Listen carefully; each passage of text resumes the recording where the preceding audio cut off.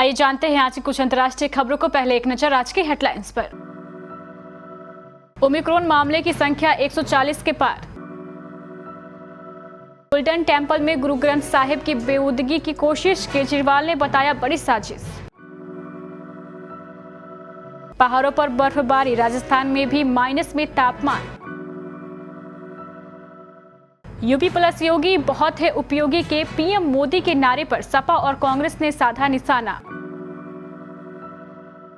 अमेठी पहुंची प्रियंका गांधी ने स्मृति ईरानी पर साधा निशाना। पटना में सीआरपीएफ अफसर का वीडियो वायरल, हंगामा मचा तो पुलिस ने लिया बड़ा एक्शन। ओमिक्रॉन की लहर से सहमा ब्रिटेन, लग सकता है 2 हफ्तों का लॉकडाउन। बहुत डिमांड में है सुकोट की ये एसयूवी, जनवरी से हो सकती है महंगी। पवन सिंह और खेसारी लाल यादव की लड़ाई में कूदे निरहुआ, बोले खेसारी की आदत है प्रॉपर्टी दिखाना। और श्रीकांत फाइनल में पहुंचने वाले पहले भारतीय पुरुष खिलाड़ी। भारत में ओमिक्रॉन के कुल मामलों का आंकड़ा 143 तक पहुंच गया है। नेशनल कोविड-19 सुपर मॉडल कमेटी के सदस्यों ने कहा है कि जैसे ही डेल्टा की जगह ओमिक्रॉन ले रहा है, तीसरी लहर आनी तय है। फरवरी तक तीसरी लहर का चरम आ सकता है। एएनआई की रिपोर्ट के मुताबिक कमेटी के हेड विद्यासागर ने कहा है कि भारत में ओमिक्रॉन के कारण तीसरी लहर आएगी, मगर यह दूसरी लहर के मुकाबले हल्की रहेगी।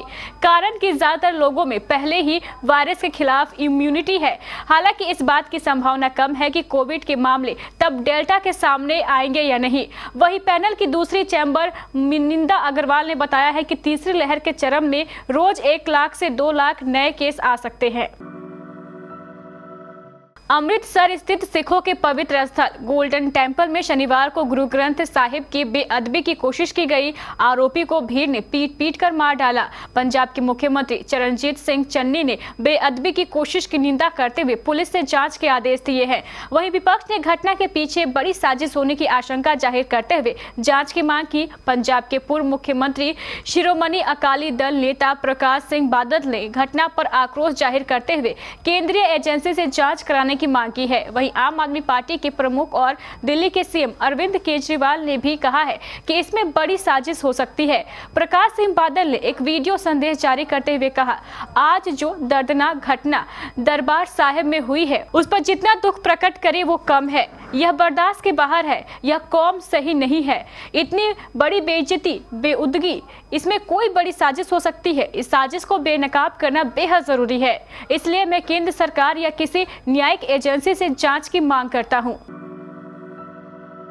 उत्तरी पर्वतीय राज्यों उत्तराखंड, हिमाचल प्रदेश और जम्मू कश्मीर में हो रही बर्फबारी के कारण मैदानी इलाकों में ठंडी हवाएं चल रही है, जिसकी वजह से दिल्ली, पंजाब, राजस्थान समेत उत्तर भारत के अधिकतर राज्यों के तापमान में गिरावट आ गई है। मध्य प्रदेश में भी पारा गिर गया है। उत्तर प्रदेश, राजस्थान, दिल्ली में बीते कुछ दिनों में सुबह और शाम के समय तापमान सामान्य से बहुत नीचे पहुंचने के कारण ठंड अपने पैर पसार रही है। पंजाब, हरियाणा और राजस्थान में शीतलहर को लेकर ऑरेंज अलर्ट जारी किया गया है, जबकि दिल्ली में मौसम विभाग ने अगले 3 दिनों के लिए येलो अलर्ट जारी किया है। आगामी 3 से 4 दिनों में दिल्ली का तापमान 5 डिग्री सेल्सियस तक पहुंच सकता है। प्रधानमंत्री नरेंद्र मोदी ने कल उत्तर प्रदेश के शाहजहांपुर में करीब 600 किलोमीटर लंबे गंगा एक्सप्रेसवे की आधारशिला रखी। इस दौरान उन्होंने जोर देकर कहा है कि यूपी के विकास के लिए योगी सरकार की जरूरत है। उन्होंने कहा है कि आज पूरी जनता कह रही है, यूपी प्लस योगी बहुत है उपयोगी। उन्होंने कहा है कि गंगा एक्सप्रेसवे यूपी के विकास को गति देगा। इससे airport, metro, waterways, defence corridor भी जोड़ा जाएगा। उन्होंने कहा है कि डबल इंजन की सरकार ने पहले के मुकाबले ज्यादा बिजली दी है। उन्होंने कहा कि योगी जी के नेतृत्व में यहां सरकार बनने से पहले पश्चिम यूपी में कानून व्यवस्था की क्या स्थिति थी, इससे जनता भलीभांति परिचित है। पहले यहां क्या कहते थे, दिया बरे तो घर लौट जाओ, क्योंकि सूरज डूबता था तो कट्टा लहराने वाले सड़कों पर आ धमकते थे। आज जब माफिया पर बुलडोजर चलता है तो दर्द उसे पालने पोसने वालों को होता है। इसलिए यूपी की जनता योगी सरकार को ही चाहती है। उत्तर प्रदेश में कुछ ही महीनों में विधानसभा चुनाव होने हैं। ऐसे में कांग्रेस महासचिव प्रियंका गांधी वाड्रा कल शनिवार को उत्तर प्रदेश के अमेठी पहुंची। अमेठी में कांग्रेस जन जागरण अभियान चला रही है। इस मौके पर प्रियंका गांधी ने कहा, पिछले चुनाव में यहां झूठ का एक जाल फैलाया गया। उस जाल को उन्हीं लोगों ने फैलाया जो देश भर में पिछले 7 साल 5 महीनों से झूठ का जाल फैला रहे हैं। प्रियंका गांधी ने कहा, 13 साल की उम्र में पिताजी के साथ हम यहीं रहते थे, गांव-गांव जाते थे। कुछ दिनों में मैं 50 साल की होने वाली हूँ। इतना लंबा रिश्ता है, आपसे शिकायत नहीं है। कभी कभी परिस्थितियां ऐसी बनती है कि सच्चाई छिप जाती है। ऐसी परिस्थिति बनी, इससे आपने भी सीखा, हमने भी। आपने एक संदेश दिया, आपका संदेश हमें स्वीकार किया। स्मृति ईरानी पर निशाना साधते हुए प्रियंका गांधी ने कहा, कोरोना के समय हमने देश भर में फंसे अमेठी के लोगों की मदद की। आपकी सांसद कहाँ थी? क्या उन्होंने मदद की? हमारी बसें रोक दी गई, ऑक्सीजन सिलेंडर रोक दिए गए।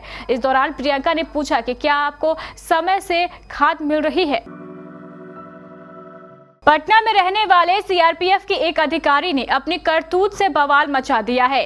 कालिदास रंगायल और प्रेमचंद रंगाशाल में नियमित तौर पर नाट्य देखने के शौकीन अफसर ने ऐसा काम किया जिसे देखकर न सिर्फ आम लोग बल्कि पुलिस भी हैरान है। कुछ लोगों ने अफसर की हरकत का वीडियो भी बना लिया, जो धीरे धीरे वायरल होने लगा है। मामला तूल पकड़ने के बाद स्थानीय थाने को भी इसकी जानकारी दी गई। पुलिस अफसरों ने खुद ही इस वीडियो को देखा। इसके बाद अफसर के खिलाफ मामला दर्ज कर लिया गया है। पुलिस ने प्राथमिक जांच में पाया है कि सीआरपीएफ कमांडेंट की हरकत आपत्तिजनक है।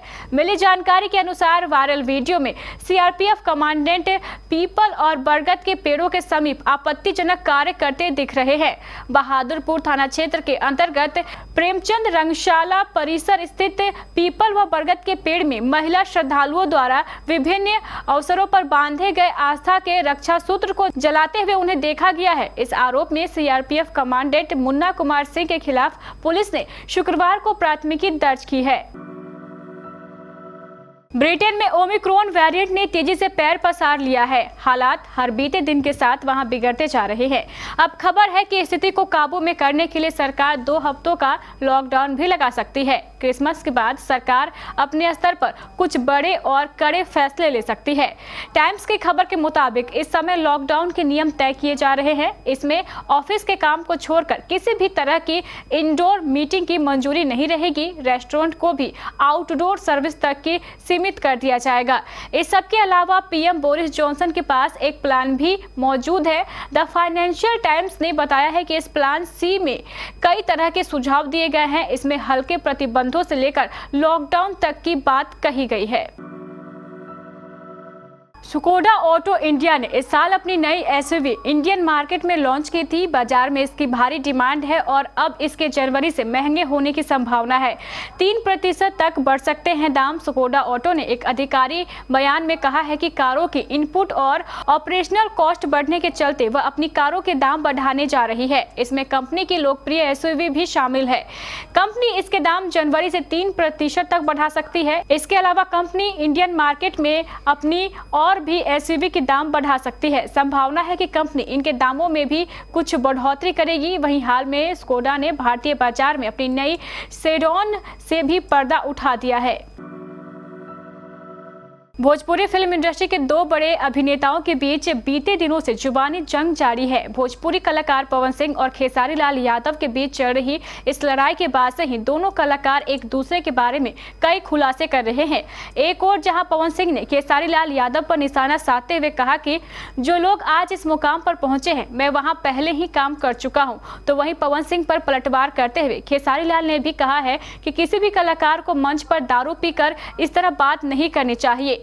दोनों के बीच चल रही यह कोल्ड वॉर इतनी आगे बढ़ गई है कि अब भोजपुरी सिनेमा के सुपरस्टार दिनेश लाल यादव उर्फ निरहुआ ने दोनों की इस लड़ाई पर अपनी चुप्पी तोड़ी है। निरहुआ ने इन दोनों कलाकारों के बीच हुए विवाद पर कहा है कि हम सभी आपस में काफी प्रेम करते हैं। हम लोग अक्सर अवार्ड फंक्शन, बर्थडे या किसी कोई इवेंट में मिलते रहते हैं। उन्होंने आगे कहा कि खेसारी की आदत है कि वह जब भी पवन भैया से मिलते हैं तो अपनी प्रॉपर्टी के बारे में बात करते हैं। उन्होंने यह भी बताया है कि जब मैंने पवन के बारे में बात की तो उन्होंने बताया कि मैंने इतना काम करने के बाद 3 BHK फ्लैट लिया और वह रोज इतनी बिल्डिंग खरीदता है। है। यही सोचकर मेरा दिमाग खराब हो जाता है। भारत के स्टार बैडमिंटन खिलाड़ी किदांबी श्रीकांत पहले भारतीय पुरुष खिलाड़ी बन गए हैं जिन्होंने BFW वर्ल्ड चैंपियनशिप के फाइनल में जगह बनाई है। वो तीसरे भारतीय खिलाड़ी हैं जो इस टूर्नामेंट का फाइनल खेलेंगे। उनसे पहले PV सिंधु और साइना नेहवाल इस टूर्नामेंट का फाइनल खेल चुकी है। श्रीकांत ने सेमीफाइनल मैच में भारत के ही लक्ष्य सेन को हराया। इस मैच में श्रीकांत पहला सेट हार गए थे, लेकिन इसके बाद वापसी करते हुए उन्होंने बाकी दोनों सेट जीते और फाइनल मैच में जगह बनाई।